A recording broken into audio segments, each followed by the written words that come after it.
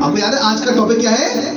हम स्वर्गीय नागरिक हैं। We are citizen of heaven. हम स्वर्ग के नागरिक हैं। स्वर्ग हमारा है, हमारा घर है। कहाँ? हम लोग गीत गाते हैं ना, सियोन देश हमारा है देश, रहते हैं हम परदेश, जाएंगे हम अपने देश। एक दिन ऐसा आने वाला है मेरे प्रिय भाई बहन कि स्वर्ग से यीशु मसीह बादलों पर आएगा। ये दुनिया देखेगी उसे बादलों पर, हर एक आंख उसे देखेगी। जिन्होंने उसे बेधा है, यानी मारा है उसको, यहूदी लोगों ने, वो सब उसे उस दिन देखेंगे। जो इनकार करते हैं कि यीशु मसीहा है, जो इनकार करते हैं कि यीशु परमेश्वर का बेटा है, वो उस दिन क्या करेंगे? रोएंगे। वो दिन आने वाला है कि जब परमेश्वर स्वर्ग से निकलकर बादलों का, आसमान का सीना चीरते हुए मुझे और आपको लेने आने वाला है। हालेलुया। उस दिन जितने लोग उस दिन के इंतजार में तैयारी कर रहे हैं, वे आनंद से भर जाएंगे। उनके प्रतिफल मिलने का समय आ चुका है। जो रात और दिन तैयारी में लगे इस बात की कि मुझे एक दिन परमेश्वर यीशु मसीह के साथ जाना है, वे इन दिनों क्या कर रहे हैं पता है? फास्टिंग, प्रार्थनाएं कर रहे हैं। वे इन दिनों अपने आप को गुनाहों से रोक रहे हैं। वे संसार के सुख में नहीं पड़ रहे। वे लोग धन की ओर नहीं भाग रहे। वे लोग खूबसूरती की ओर नहीं भाग रहे। फैशन का दिखावा नहीं कर रहे। वे संसार में बड़ी बड़ी बिल्डिंगें, बड़े बड़े प्लॉट्स, बड़े बड़े बैंक बैलेंस इकट्ठा करने में नहीं लगे हैं। वे अपना जीवन सुधारने में लगे हैं। वे यीशु मसीह को अपना समर्पण करने में लगे हैं। खुशखबरी का प्रचार वे संसार में बताने निकल पड़े हैं, ताकि वे बचाए जाएं और बहुत से लोग उनके साथ बचाए जाएं। मेरे प्रियो, अगर आप स्वर्गीय नागरिक हैं तो आज आप भी वही करेंगे जो वो लोग कर गए। यीशु मसीह के 12 चेले थे ना, उन 12 चेलों ने, आपको पता है बाइबल कहती है कि उन दिनों में उन सारे चेलों ने पता है क्या किया? अपना सब कुछ बेच दिया था। जिसके पास घर था उसने अपना घर बेचकर, जिसके पास जमीन थी उसने जमीन बेच दी, जिनके पास बहुमूल्य गहने थे सोने और चांदी के, उन्होंने बेच दी। जिनके पास पशु थे, भेड़ बकरियां थी, जानवर थे, उन्होंने वो बेच दिए। जिसके पास जो भी कीमती था, सबसे कीमती वस्तुएं लोगों ने बेचकर पता है क्या किया? सुसमाचार प्रचार करने वाले भाइयों को लाकर उनको दे दिया, प्रेरितों के पांव पर रख दिया और कहा, आज से हम इस संसार से विदा होते हैं, हमें अपने साथ एक कर लीजिए। हमें यीशु मसीह की राह पर चलने के लिए बताइए कैसे चलें। क्योंकि अगर घर रहेगा तो घर की चिंताएं भी रहेंगी, अगर धन रहेगा तो हमारा मन उधर लगा रहेगा। इसलिए उन्होंने संसार के रिश्ते नाते, तमाम ऐसी चीजें जो उनको यीशु मसीह के रास्ते से हटाती, क्या किया? छोड़ दिया। परमेश्वर की राह पर चलने के लिए उन्होंने अपना सब कुछ अर्पण कर दिया और कहा, हम पूरे हृदय से अपना सब बेचकर चाहते हैं कि यीशु मसीह के प्रचार में लगा दिया जाए। यहां तक कि वो मर गए, कोड़े खाते रहे, सताए गए, परेशान रहे, भूखे प्यासे रहे, लेकिन उन्होंने यीशु का इनकार नहीं किया। इसलिए वे स्वर्गीय नागरिक कहलाए। यदि मैं और आप आज स्वर्गीय नागरिक कहलाना चाहते हैं, हमें उनके रास्ते पर चलना ही पड़ेगा।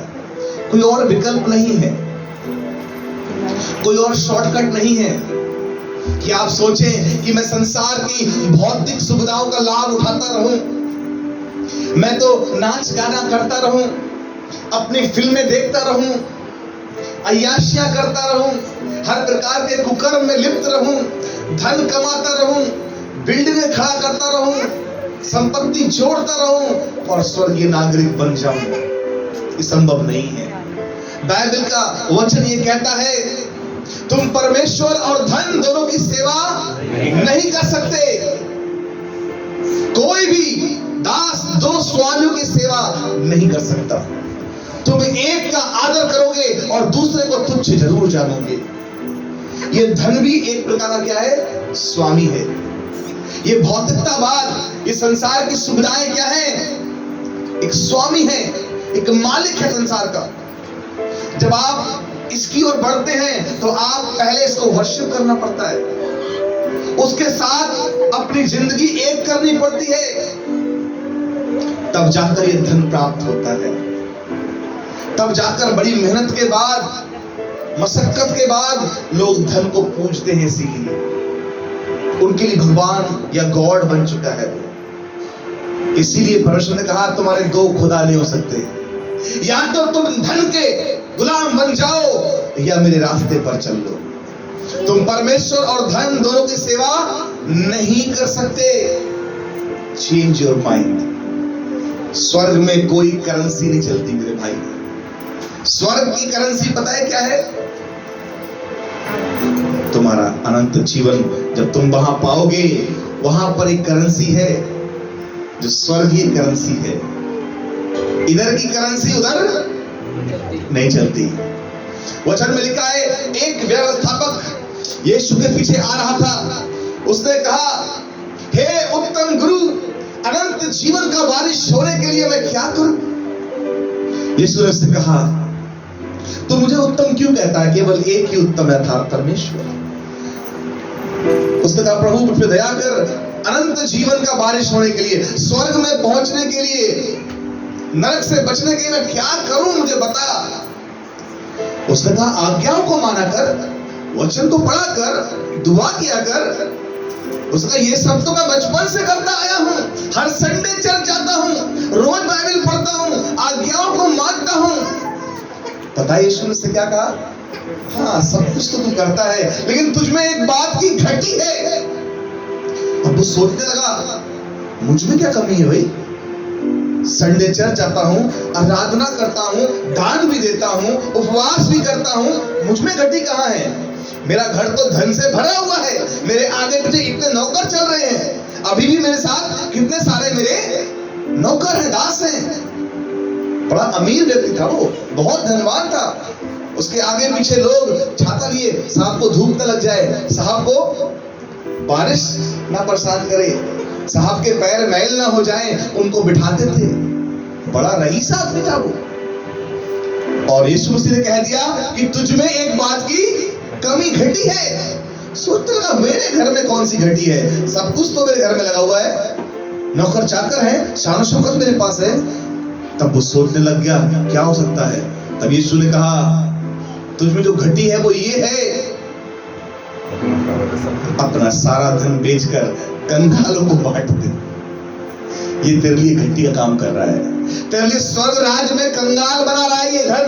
इधर जो धन तू इकट्ठा कर रहा है ना, स्वर्ग में तेरा स्वर्गीय धन घटता जा रहा है।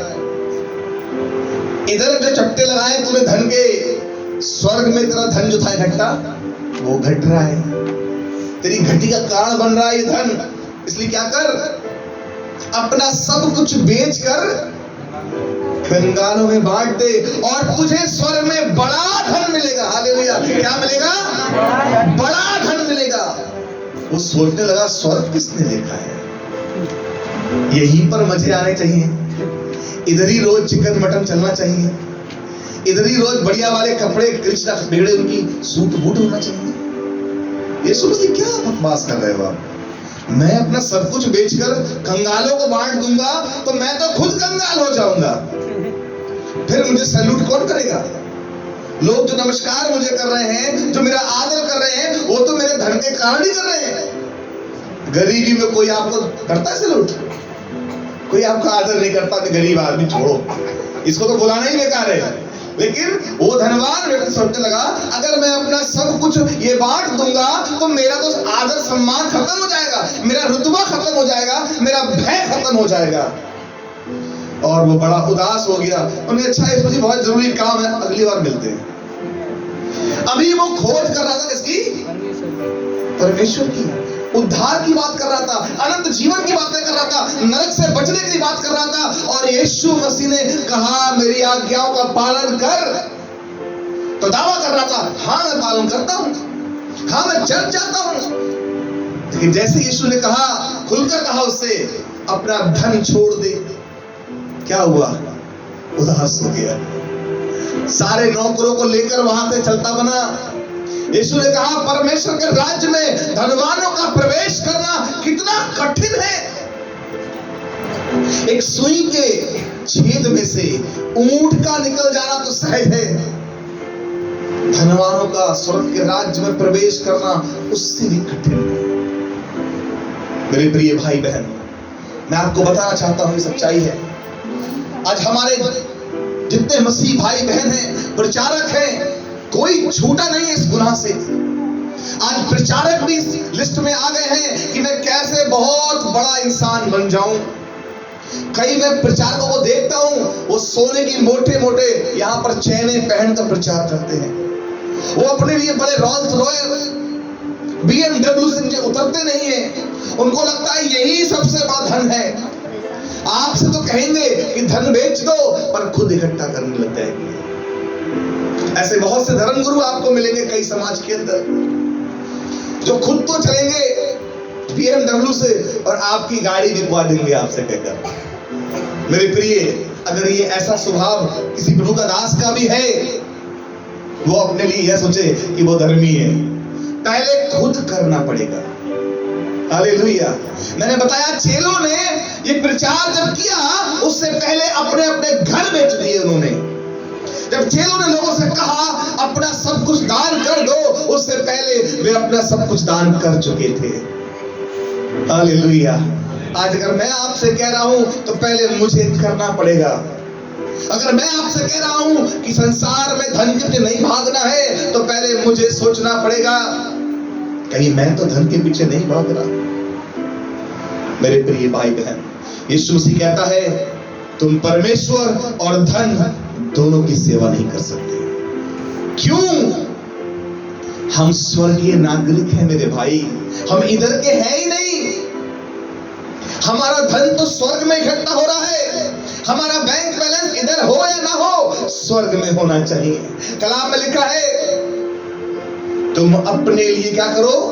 धन स्वर्ग में इकट्ठा करो, जहां ना चोर चोरी करता है, ना काई और कीड़ा बिगाड़ता है। क्योंकि जहां तेरा धन होगा, उधर ही तेरा मन लगेगा। अगर किसी घर में 10 तोला सोना पड़ा हो, 4-6 लाख रुपए पड़े हो, वो अपना घर छोड़ के जाएगा? दरवाजा भी लॉक करके रहेगा, ताले मारेगा इतने इतने बड़े बड़े कि कोई खोल कर तोड़ ना ले। उसके दिमाग में चर्च में बैठा होगा, लेकिन चर्च में बैठा होने के बावजूद भी दिमाग में चलेगा, मेरी अलमारी तो नहीं खुल रही, मेरा लॉकर कहीं खुला तो नहीं रह गया। उसके बाद बहुत धन है, तो चर्च में भी मन नहीं लग पा रहा उसका। वो कह रहा, जल्दी पाइप खत्म करो, मुझे घर का बहुत काम है। काम कुछ नहीं है, चेक करना है लॉकर में माल गायब तो नहीं हो गया। समझ में आ रहा आपको? आज बहुत सारे लोग मसीह में हैं, लेकिन वे इस बात की गंभीरता को नहीं समझते। बाइबल हमें क्या बताना चाहती है, हमारे जीवन के विषय में हम कहां चिंतित हैं। हमने चिंताओं का बोझ अपने ऊपर रखा है, क्योंकि परमेश्वर कहता है, ऐ बोझ के थके लोगों, कहीं और चले जाओ, मैं नहीं करूंगा। क्या लिखा है?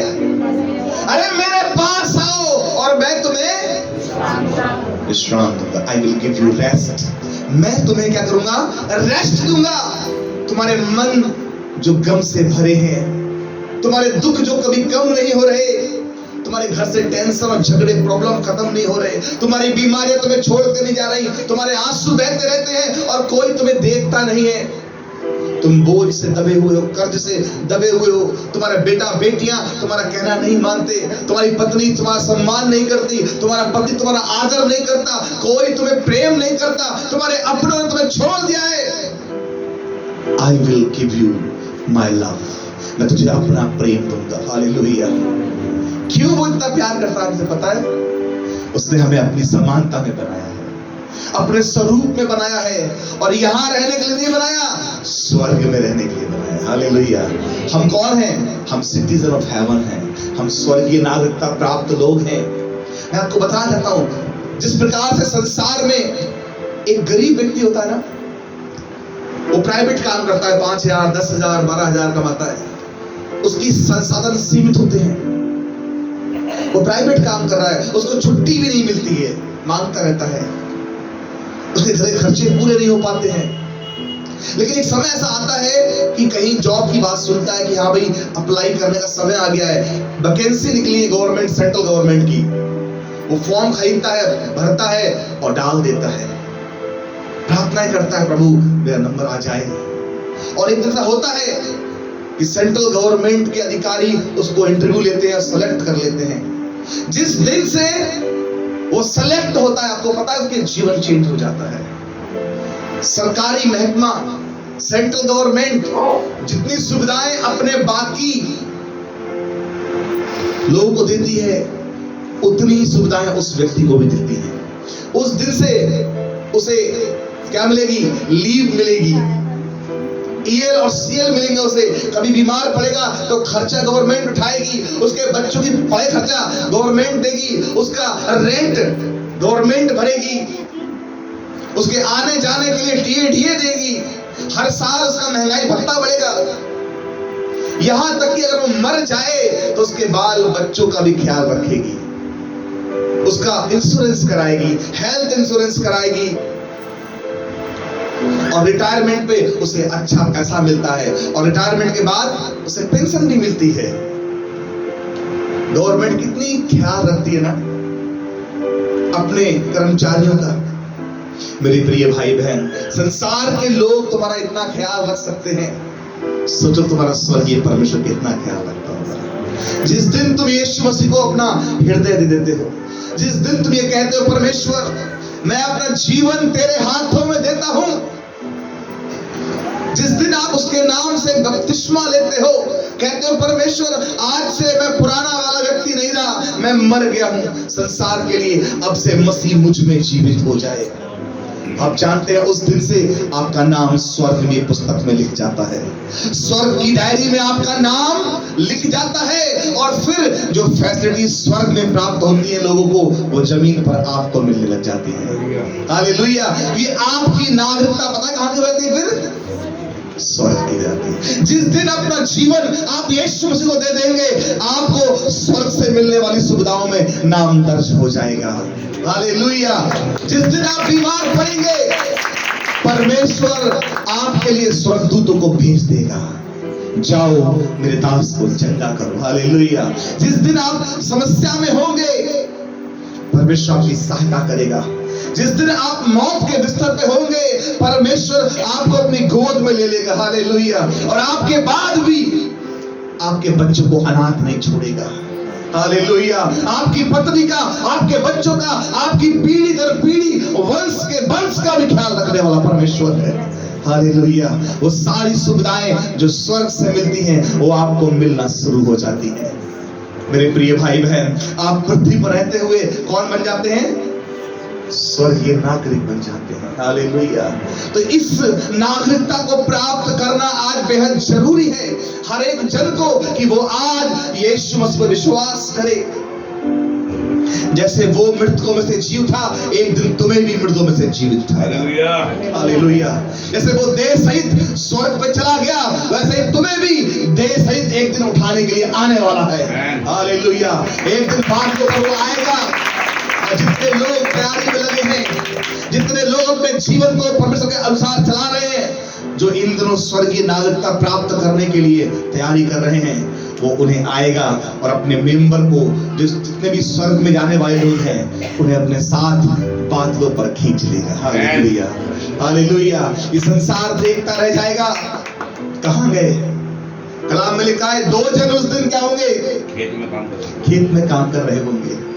जो विश्वासी होगा पक्का वाला, उस दिन उठा लिया जाएगा। हालेलुया। तो बहनें घर में खाना बना रही होंगी, चक्की पीस रही होंगी, आटा गूंद रही होंगी, एक उठा ली जाएगी, एक छोड़ दी जाएगी। हालेलुया। याद रखिए, कलीसिया के अंदर भी यही होने वाला है। जो विश्वासी लोग अभी आराधना करते हैं पूरे मन के साथ, पूरा समर्पित जीवन जी रहे हैं, कोई चोरी नहीं, कोई झगड़ा नहीं, कोई नशा नहीं, उस दिन परमेश्वर का आत्मा उन्हें उठा लेगा। पर जो संसारिकता में इस वक्त जीवन जी रहे हैं, जिनको नाचना गाना बहुत अच्छा लग रहा है, जिनको रील पे मटकना अच्छा लग रहा है, जिनको धन की ओर भागना अच्छा लग रहा है, जिनको संसार का भौतिक सुख अच्छा लग रहा है, प्रभु का वचन उन्हें अच्छा नहीं लग रहा है। वो बोर हो रहे हैं प्रार्थना में, उनको नींदें आ रही हैं, उन्हें अपने दान और दशमांश नहीं देना है चर्च के अंदर। उनको लगता है भाई साहब खा पी के मोटे ना हो जाएं, कहीं चर्च बड़ा ना हो जाए, कहीं हमारे पैसों से उनका घर ना चले, कहीं मिनिस्ट्री ना फलने फूलने लग जाए, हम क्यों दें। याद रखना वे सब उस दिन रोएंगे बैठकर। अभी चर्च खाली है बहुत से लोगों के, पता है आपको क्यों? पता है कि एक दिन ऐसा आने वाला है, सबसे ज्यादा भीड़ उस दिन होगी, हर एक कलीसिया फुल होगी उस दिन। अभी कोई कलीसिया में रोता नहीं ज्यादातर, उस दिन सब घुटनों पर बैठकर रोएंगे। उस दिन यीशु मसीह बादलों पर आएगा, अपनी कलीसिया दुल्हन को जो तैयार होगी उठा लेगा अपने साथ, और जब भाई चला जाएगा तो दूसरा भाई ढूंढते हुए चर्च में रोएगा बैठकर। पत्नी चली जाएगी तो पति रोएगा बैठकर, बच्चे रोएंगे बैठकर माता पिता के लिए, भाई भाई के लिए रोएंगे, पादरी साहब चले जाएंगे उनका परिवार रोएगा। हालेलुया। जो धर्मी होंगे वे सब उठा लिए जाएंगे, जो अभी भी समस्याओं में अपना जीवन जी रहे हैं, जो अभी तक तैयारी नहीं कर रहे हैं, वो उस दिन चर्च में सबसे ज्यादा भीड़ लगाएंगे, रोएंगे, पीटेंगे, कहेंगे परमेश्वर हमें भी उठा ले, हमें क्यों छोड़ दिया। लेकिन फिर कोई सुनने वाला नहीं होगा, कोई बताने वाला नहीं होगा, और संसार का भयंकर समय शुरू हो जाएगा। इसलिए आज अपने स्वर्गीय नागरिक बनने के लिए तैयारी करना जरूरी है। एक पद मेरे साथ खोली जल्दी से, हालेलुया। इब्रानियों 13 अध्याय पद 14, जल्दी से पढ़िए। इब्रानियों 13 अध्याय पद 14।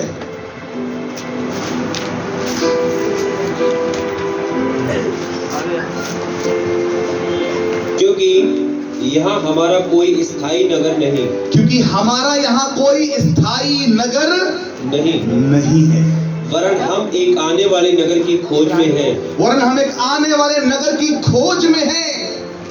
इसलिए हम उसके द्वारा स्तुति रूपी बलिदान अर्थात उन होठों का फल जो उसके नाम का अंगीकार करते हैं परमेश्वर को सर्वदा चढ़ाया करें। Hallelujah, hallelujah. हमारा यहाँ कोई स्थायी घर नहीं है, हम उस आने वाले नगर की खोज में हैं। आपको मालूम, जब परमेश्वर ने अब्राहम को आवाज दी, उसे मालूम नहीं था कहां जाना है, पर उसने विश्वास कर लिया था कि मुझे परमेश्वर ने आवाज दी है, मैं जाऊंगा उत्तम नगर में। हालेलुया। जब मूसा, आपको मालूम, राजमहल में पला बड़ा था तो इब्री, लेकिन राजमहल में पलने बढ़ने का उसकी सारी सुविधाएं कौन सी थी? राजाओं वाली थी। राजकुमारों के समान भोजन करता था, उसके आगे जो सिपाही घूमते थे वो आने वाले दिनों में राजा बनने वाला था, फिरौन, क्योंकि उसको राजा की बेटी ने पाला था। लेकिन जब उसे ये बात मालूम पड़ी कि मैं तो एक इब्री हूं, मेरे भाई बहन कितने कष्ट में हैं, गुलामी में हैं, आपको मालूम उसने क्या किया? उसने लात मार दी उस राज सत्ता को। पद पढ़िए मेरे साथ, ये पद बहुत इंपॉर्टेंट है। हालेलुया।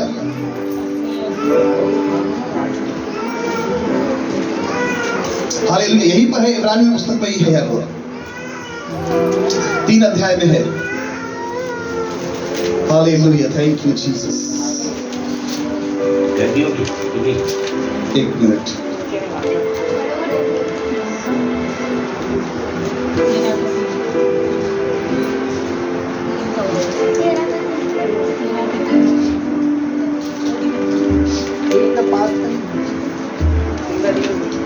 ग्यारह अध्याय देखिए, 11 अध्याय का 25 पद से पढ़िए। लोग पढ़िए 24 से पढ़िए। विश्वास ही से मूसा ने सयाना होकर फिरौन की बेटी का पुत्र कहलाने से इनकार किया। विश्वास ही के द्वारा क्या किया? मूसा ने सयाना होकर फिरौन की बेटी का पुत्र होने का इनकार कर दिया। आगे, इसलिए कि उसे पाप में थोड़े दिन के सुख भोगने से परमेश्वर के लोगों के साथ दुख भोगना अधिक उत्तम। हालेलुया। इसलिए कि उसे पाप में थोड़े दिन के के सुख भोगने से परमेश्वर के लोगों के साथ दुख भोगना अच्छा लगा। हालेलुया। कितने लोग तैयार हैं आज अपना राजपद छोड़ने के लिए? संसारिक, हालेलुया। उसने संसार के राजपद को छोड़ दिया था ताकि वो परमेश्वर का राजपद प्राप्त कर सके। इधर जो धनवान बनना चाहेगा उधर वो स्वर्ग में सबसे छोटा किया जाएगा। इधर जो सुख सुविधाओं को प्राप्त करना चाहेगा नरक में पीड़ाएं वही उठाएगा। हालेलुया। उसने क्या कहा? थोड़े दिन के सुख भोगने से अच्छा है मैं क्या करूं? परमेश्वर के लोगों के साथ क्या करूं? दुख उठा लूं। हालेलुया। आगे पढ़िए। उसने मसीह के कारण निंदित होने को मिस्र के भंडार से बड़ा धन समझा। हालेलुया। उसने मसीह के कारण निंदित होने को मिस्र के भंडार से, हर प्रकार का वहां पर सोना चांदी पैसा ऐशो आराम थे उसके पास। राजा बनने वाला था, फिरौन बनने वाला था देश का। उसने क्या करा? बड़ा धन समझा क्योंकि उसकी आंखें फल पाने की ओर लगी हुई थी। कौन सा फल? वो स्वर्गीय धन उसको दिखाई दे रहा था। वो महिमा का सिंहासन जहां उसको सामने से खड़ा होना है एक दिन, उसे दिखाई दे रहा था कि मैंने अगर मिस्र का फैरो बन गया सब कुछ तो मुझे मिल जाएगा, पाप की कमाई मुझे मिल जाएगी, बड़े ऐशो आराम मुझे मिल जाएंगे, लेकिन मैं अपने स्वर्गीय राज्य को खो दूंगा, अपने उद्धार को खो दूंगा। इसलिए उसने क्या किया? सब त्याग दिया। आज परमेश्वर आपसे मांग करता है, यदि आप स्वर्गीय वस्तु की खोज में हैं, यदि आप स्वर्गीय नागरिकता पाने की खोज में हैं, उद्धार पाने की खोज में हैं, यदि आप धर्मी जीवन जीने की खोज में हैं, अनंत जीवन स्वर्ग में पाना चाहते हैं, तो यहाँ क्या त्यागने को तैयार हैं? सवाल है आपके ऊपर आज अपना क्या छोड़ने को तैयार है? मूसा ने सिंहासन छोड़ दिया था, आप क्या छोड़ रहे हैं परमेश्वर के लिए? सोचिए, मैं क्या त्याग रहा हूं जो परमेश्वर मुझे दे? कहते हैं ना, कुछ पाने के लिए कुछ खोना पड़ता है। यहाँ उद्धार अनंत जीवन पाने के लिए, स्वर्गीय नागरिकता पाने के लिए संसार छोड़ना पड़ेगा। छोड़ने को तैयार है क्या आप?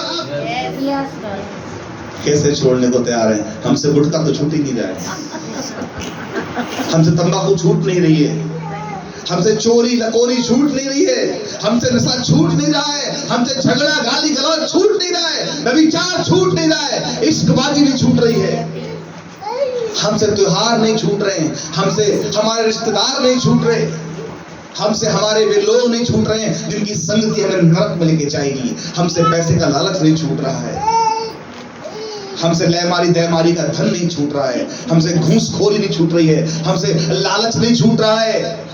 हम कैसे खोज कर रहे हैं परमेश्वर की? मेरे प्रिय भाई बहन, याद रखिए, मूसा ने तख्तो ताज छोड़ दिया था। राजा बनने का समझते हैं आप कितना बड़ा महत्व है?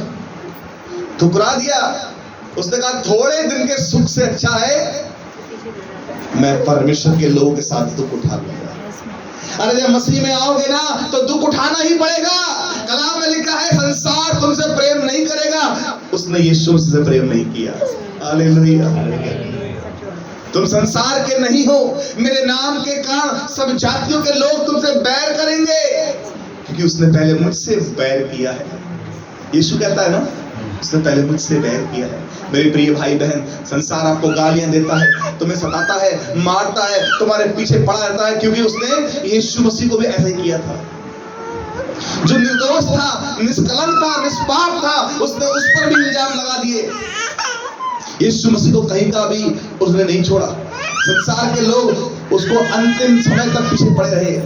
अगर तू परमेश्वर का पुत्र है तो उतर आ, साबित कर। क्या वो परीक्षा आपकी ना होगी? मेरे प्रिय भाई बहन, हम स्वर्गीय नागरिक हैं, अपनी नागरिकता को बरकरार हमें रखना पड़ेगा। एक पद और देखिए मेरे साथ जल्दी से,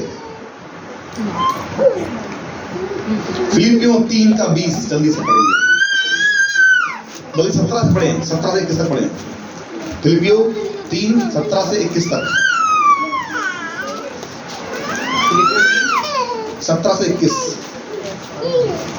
हे भाइयों, तुम सब मिलकर मेरी सी चाल चलो, और उन्हें पहचान रखो जो इस रीति पर चलते हैं जिसका उदाहरण तुम हम में पाते हो, क्योंकि बहुत से ऐसी चाल चलते हैं जिनकी चर्चा मैंने तुमसे बार बार की है और अब भी रो रो कर कहता हूँ कि वे अपनी चाल चलन से मसीह के क्रूस के बैरी हैं। वे अपने चाल चलन से मसीह के क्रूस के बैरी हैं। यहाँ पौलुस लिख रहा है इस बात को फिलिपियों की कलीसिया के नाम, एक जगह है फिलिपियों, वहां की कलीसिया है, वहां के नाम एक लेटर लिख रहा है कौन? पौलुस। वो कह रहा है मेरे प्रिय भाई बहन, मेरी सी चाल चलो। हम जो चेले हैं, हमने सब कुछ अपना कुर्बान कर दिया है, हमने अपने घर को छोड़ा है, हमने अपने नगर को छोड़ दिया है, भाई बहनों को भूल गए हैं, अपना घर बेच दिया है, जमीनें बेच दी हैं, अपने जेवर बेच दिए हैं, अपने पशु बेच दिए हैं और मसीह की सेवा में लगा दिए हैं। हमारी सी चाल चलो। हम धन के पीछे नहीं भाग रहे हैं, किसी को चंगाई के नाम पर हम लूट नहीं रहे हैं कि आओ हम तुम्हें चंगा करेंगे और पैसे दे जाना हमें। हम लूट नहीं रहे। और उस कह रहा है क्योंकि बहुत से ऐसी चाल चलते हैं, 18 पद में लिखा है, जिनकी चर्चा मैंने तुमसे बार बार की है और अब भी रो रो कर कहता हूं कि वे अपनी चाल चलन से मसीह के क्रूस के बैरी हैं। कई मसीह लोग आज बड़े घमंड में हैं, हम तो भैया बाप दादों से ईसाई हैं, 50 साल से क्रिश्चियन हैं, 70 साल पहले हमारे दादा क्रिश्चियन थे, 100 साल पहले हमारे अंग्रेज क्रिश्चियन थे। मैं आपको बताना चाहता हूं, उनका घमंड टूट जाएगा यदि वे परमेश्वर के रास्ते पर नहीं चल रहे हैं, यदि अपने आप को उन्होंने सुधारा नहीं है, यदि आज वे अपने आप को परमेश्वर के दास दासियों के समान नहीं बनाएंगे, उन चेलों के समान नहीं बनाएंगे, तो वे मसीह के क्रूस के बैरी हो जाएंगे। आज बहुत सी कलीसियाओं के अंदर बहुत अच्छी शिक्षाएं दी जा रही हैं, प्रभु के दास समझाते रहते हैं, सिखाते रहते हैं और सचमुच कई कलीसियाओं ने अपना जीवन परिवर्तन कर लिया है, कई प्रभु के दासों के द्वारा बहुत आशीष मिल रही है। पर हाय उन चरवाहों पर जो अपनी कलीसिया को ठोकर का कारण बने हुए हैं, जो खुद भी नरक में जा रहे हैं, अपनी कलीसियाओं को भी नरक में लेके जा रहे हैं। ना वे प्रचार करते हैं और ना किसी और को करने देते हैं, बांध के रखते हैं खूंटे से अपने, नरक में हमारे साथ चलो। मैं आपसे कहना चाहता हूं, ऐसी कलीसियाओं से कोई फायदा नहीं है जो तुम्हें नरक में लेकर चली जाए। ऐसे पासवान के अधीन मत रहो जो नरकीय जीवन जी रहा हो। ऐसे चर्च से निकल के चले जाना जो तुम्हें नरक में ले जाने वाला हो। मेरे प्रिय भाई बहन, वहां शिक्षा जहां जाओ, वहां जाओ जहां शिक्षा मिले, हालेलुया, जहां तुम्हारा जीवन नरक से बच सके, जहां तुम स्वर्गीय नागरिक बन सको। केवल इसलिए किसी चर्च में मत बैठे रहो कि मेरे घर में शादी होगी तो कौन पढ़ेगा, मेरा बपतिस्मा कौन कराएगा, अगर मैं मर गया तो दफन कौन करेगा। हम इसीलिए गुलाम बने पड़े उन जगहों के, चाहे भले ही हमारी आत्मिकता नाश हो जाए, चाहे भले ही नरक में पहुंच जाए, लेकिन हम क्या कर रहे हैं, उन जगहों पर बंधे पड़े हैं जहां शैतान राज्य कर रहा है लोगों के अंदर। ना पासवान बच रहा है, न कलीसिया बच रही है। क्यों हम मरना चाहते हैं? बाइबल कहती है स्पष्ट रूप से, ऐ मेरे लोगों, उनमें से निकल आओ, उनके पाप स्वर्ग तक पहुंच गए हैं। कहीं ऐसा ना हो उन पे आने वाली विपत्तियों में से कोई तुम पर आ पड़े। हालेलुया। कलाम कह रहा है वे कैसे लोग हैं? वे अपनी चाल चलन से मसीह के क्रूस के बैरी हैं। आप पहचानिए, जो लोग अपने पेट की सेवा करते हैं उन्हें पहचानिए, उन्हें ताड़ लिया करो। कलाम में लिखा है ऐसे लोग दबे पांव घर में घुसे आते हैं, छिछोरी स्त्रियों को अपने वश में कर लेते हैं, धन के अपने पेट के गुलाम हैं। मेरे प्रिय भाई बहन, क्या ऐसे लोग पासवान कहलाने के भी योग्य हैं, जो अपनी कलीसिया को नोच नोच कर खा रहे हैं, उनके मरने का इंतजार कर रहे हैं? मेरे प्रिय, कदापि नहीं। आप स्वर्गीय लोग हैं, आत्माओं को परखो। बाइबल कहती है हर एक आत्मा परमेश्वर की ओर से नहीं है। मैं फिर कहता हूं, आत्माओं को परखो। खुदा तुम्हें आत्माओं के परखने का ज्ञान देगा। क्योंकि हम कौन है? हेवनली सिटीजन हैं। हेवन में हर एक आत्मा परखी जाती है और खुदा तुम्हें भी आत्माओं को परखने वाला बनाएगा। हालेलुया। लिखा है वे अपने चाल चलन से मसीह के क्रूस के बैरी हैं।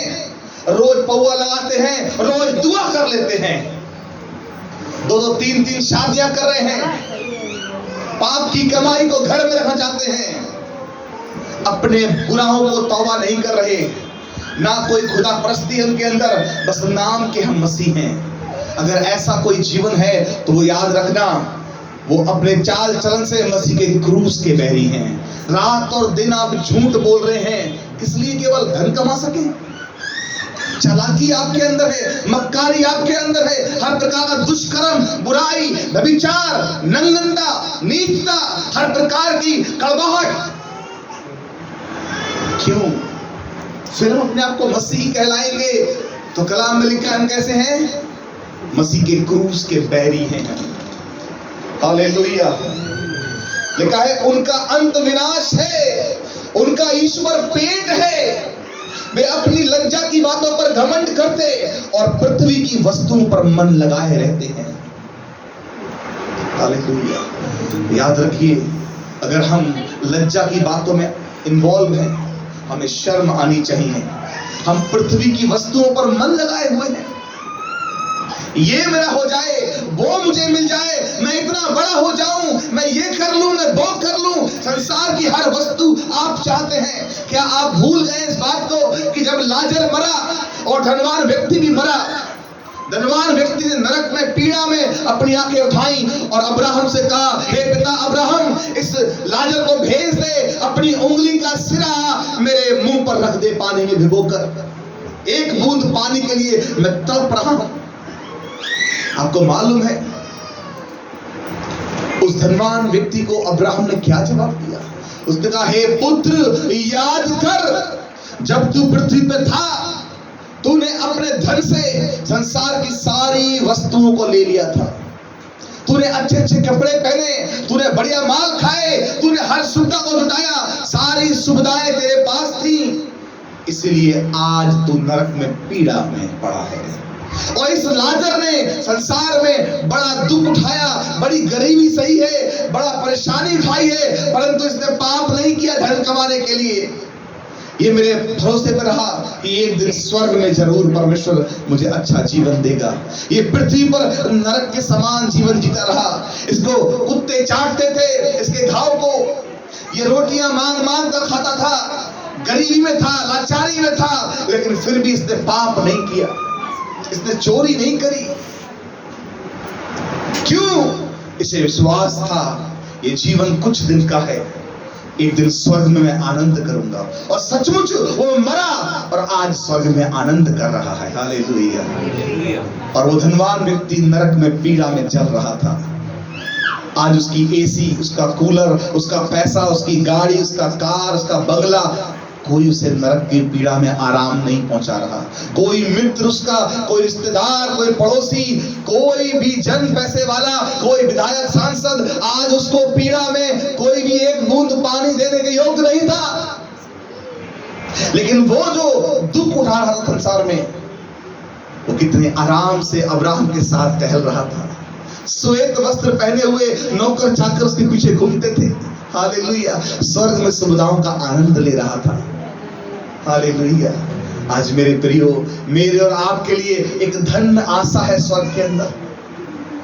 कई लोग कहेंगे, अरे किसने देखा है स्वर्ग, किसने देखा है नरक? मैं कहता हूं, आप रोज स्वर्ग देखते हैं। कोई यकीन करेगा इस बात पर?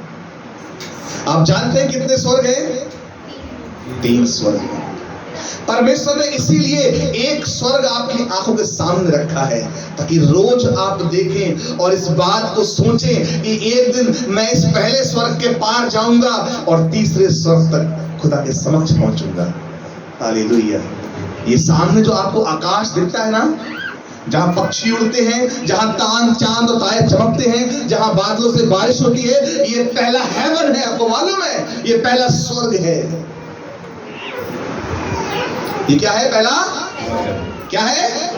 पहला स्वर्ग है, जहां परमेश्वर ने सब चीजों को रखा है। एक दिन ऐसा आएगा कि हम इस स्वर्ग से भी पार जाएंगे, दूसरे स्वर्ग और फिर तीसरे स्वर्ग जाएंगे। हालेलुया। परमेश्वर ने इसीलिए आपकी आंखों के सामने रखा है। विश्वास करो कि जब ये स्वर्ग है तो इसके पार भी एक स्वर्ग है। हालेलुया। जो कहते ना हमने स्वर्ग नहीं देखा, हमने नरक नहीं देखा, मैं उनसे क्या चाहता हूं, इस आसमान को देखते हो ना, ये पहला स्वर्ग है। हालेलुया। और एक दिन तीसरे स्वर्ग तक हम उठा लिए जाएंगे।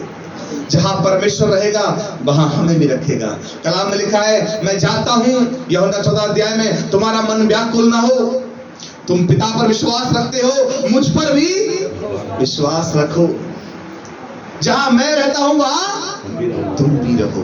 मैं जाता हूं तुम्हारे लिए जगह तैयार करने के लिए। उसने स्वर्ग में हमारे लिए प्लॉटिंग शुरू कर दी। आपको पता है स्वर्ग में आपका बंगला बन रहा है। इधर भले ही घर छोटा है, किराए पर है, अपना है भी या नहीं है, चिंता नहीं करना। मैं आपको विश्वास दिलाता हूं, यीशु मसीह के नाम में आप स्वर्ग में बहुत बड़े बंगले में रहने वाले हो। Hallelujah, hallelujah. कई भाई बहन बड़े निराशा में बैठे हैं, तेरे पास तो किराए का घर है, पैसे भी नहीं किराया देने के लिए। चिंता ना कर, तेरा जीवन है ही कितने दिनों का, 60 साल, 70 साल, 100 साल के अंदर मर जाएगा। मत चिंता कर, किराए पे रह ले, अगर नहीं है तो कोई बात नहीं। अगर प्रभु की इच्छा होगी तो वो देगा, नहीं है तो कोई बात नहीं है। पर पाप करके घर नहीं बनाना, चोरी करके घर नहीं बनाना। कलाम में लिखा है, दुष्टों के बहुत धन से ईमानदारी से थोड़ा कमाया हुआ धन उत्तम है। हालेलुया। चिकनी चिकनी रोटियां खाने से अच्छा है रूखी रोटी खा लो पर ईमानदारी की खाओ। एक टाइम भूखा रह लो, कम कपड़े पहन लो, मत शौकत करो, पर ईमानदारी से परमेश्वर के साथ चलो। ये जीवन तो कुछ दिन का है मेरे भाई। एक दिन उसके राज्य में चमकोगे तुम तारों के समान, स्टार कहलाओगे परमेश्वर के। हालेलुया। दानियेल की पुस्तक उसके 12 अध्याय पर 5 में लिखा है, उस दिन सिखाने वालों की चमक कैसी होगी? आकाश के तारों के समान होगी। हालेलुया। हम जो परमेश्वर के वचन सिखाने वाले मेहनत करते हैं, आप जो सीख रहे हैं और दूसरों को सिखा रहे हैं, एक दिन तारों के समान चमकोगे। हम स्वर्गीय नागरिक हैं। We are citizen of heaven. आपके लिए स्वर्ग की बरकतें आज खुल रही हैं। आज अपना जीवन यीशु मसीह को दे दीजिए। आज कहिए, परमेश्वर मैं जल्द से जल्द अपना जीवन तुझे देना चाहता हूँ। अपनी आंखें बंद कर लीजिए। आज जैसे सेंट्रल गवर्नमेंट अपने लोगों की देखभाल करती है, वैसे ही आज मांगिए स्वर्ग से कि परमेश्वर प्रभु यीशु मसीह तू मेरी देखभाल कर मेरे पिता। मुझे संसार की चिंताओं से मुक्त कर दे मेरे प्रभु। मुझे पवित्र आत्मा से भर दे मेरे पिता, कि मैं पृथ्वी पर जितने भी दिन रहूं, चाहे गरीबी हो, चाहे कंगाली हो, चाहे तंगी हालात हो, प्रभु मैं झूठ बोलकर धन ना कमाऊं, मैं लालच करके धन ना कमाऊं, मैं व्यभिचार ना करूं प्रभु, मैं चोरी के लिए अपना हाथ ना बढ़ाऊं, मैं किसी भाई बहन का हक ना छीनूं। प्रभु मुझे ताकत दे कि मैं तेरे वचन पर चल सकूं। तेरा कलाम कहता है, केवल वचन के सुनने वाले नहीं परंतु उस पर चलने वाले बनो। केवल सुनने वाले अपने आप को धोखा देते हैं। मेरे प्रभु यीशु हमें वचन को सुनकर उस पर चलने की ताकत दे।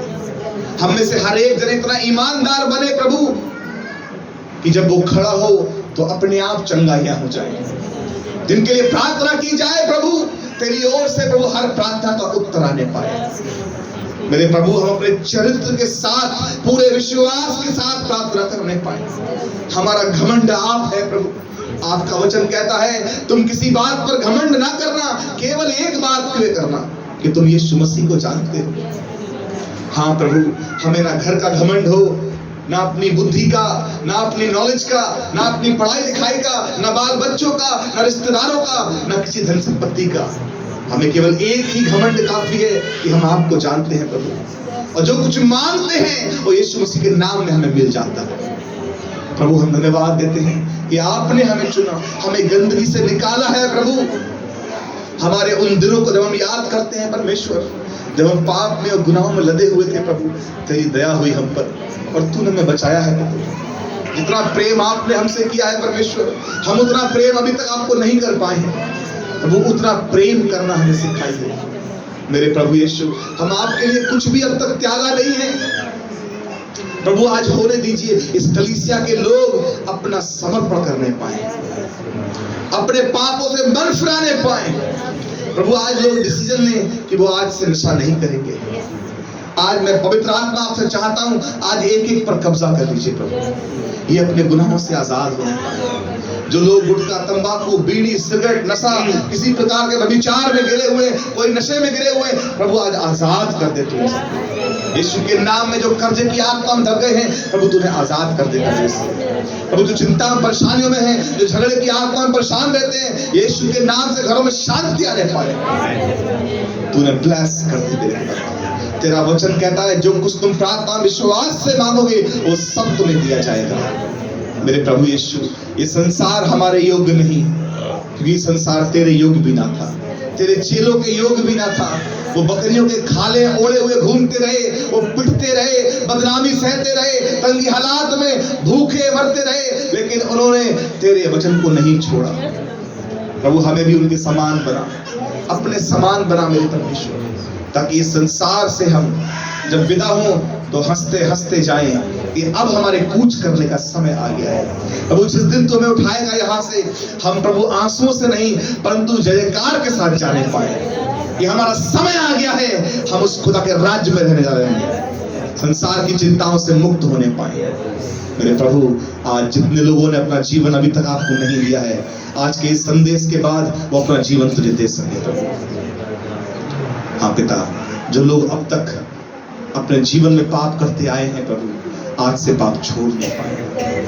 जो अभी तक बैप्टाइज नहीं हुए हैं वो अपना बपतिस्मा ले नहीं पाए प्रभु। जिन्होंने अभी तक अपना टाइट निकालना शुरू नहीं किया है परमेश्वर, वो ईमानदारी से अपने दान उठाई हुई भेंटें और 10वां अंश निकाल सके मेरे प्रभु। तो अपना ईमानदारी का जीवन दे मेरे परमेश्वर, हर बात में ये खरे निकलने पाए। तेरा पवित्र आत्मा प्रभु हर एक को अपनी हिम्मत अता करते। यीशु मसीह नासरी के नाम से प्रार्थना को मांग लेते हैं, आमीन।